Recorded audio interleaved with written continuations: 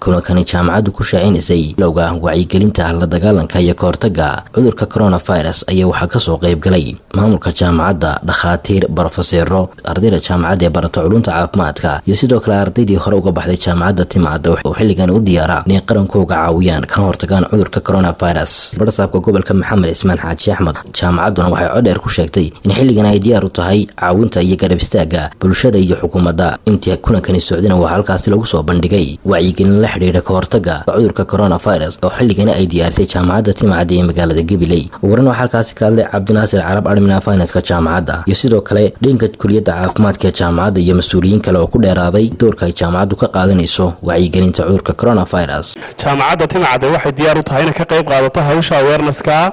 iyadoo dhakhaatiirteeda iyo ardayda iyo maamulkuba iskaashanayo waxay jaamacaddu diyaar u tahay inay hawsha ka qayb qaadato oo gudida heer qaran iyo gudida heer gobola iyo cid kasta oo hawsha wacyigelinta ka qayb qaadanaysa ama ka hortagga wuxuu ka fiican yahay daawada marka jaamacaddu waxay diyaar u tahay hawshan iyaduna ka qayb qaadato maanta waxaan ku dhawaaqanaa in jaamacadahan anaguna diyaar u nahay ardayda jaamacadda ay caawinayaan iskuuladii hadii primary tahay oo hawsha ay wacyigelinta ka sameynayaan hadii secondary tahay hadii primary tahay iyo hadii tahay dhammaan gobolka Gabiley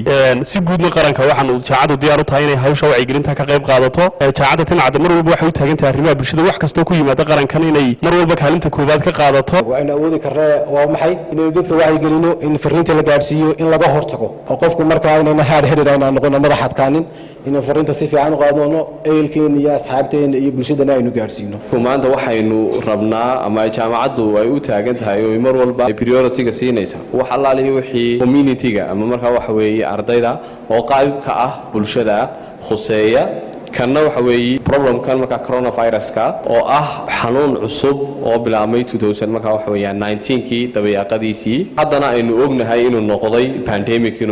pandemic marka waxa weeye globally buu ka dhacaya dunidii oo dhan marka uu saameeyay sokor gabagabadina waxa halkaas ka hadlay barsaabka gobolka Maxamed Ismaan Xaaji Axmed oo mahadnaqay jaamacadda Timcada doorka ay ka qaadanayso wacyigelinta iyo garab istaagga qaranka wadamadii horumarka iyo dhaqaalaha iyo aqoonta iyo cilmiga lahaa ay runtii saameyn badan ku yeeshay inagana caalamkaas aynu ka midnahay ilaahay waxaynu ka rajaynaynaa kana baryaynaa in ilaahay horta inaga badbaadiyo laakiin dareenkeeda in waynanu yeelnaa maadaama wadamada jaarka aynu nahay uu laga helay waayo isu socodka iyo ganacsiga iyo xidhiidhka inaga dhexeeya wadamada ayuunbaa keenaya caalamkana qayb baynu ka nahay aad uga mahad celinayaa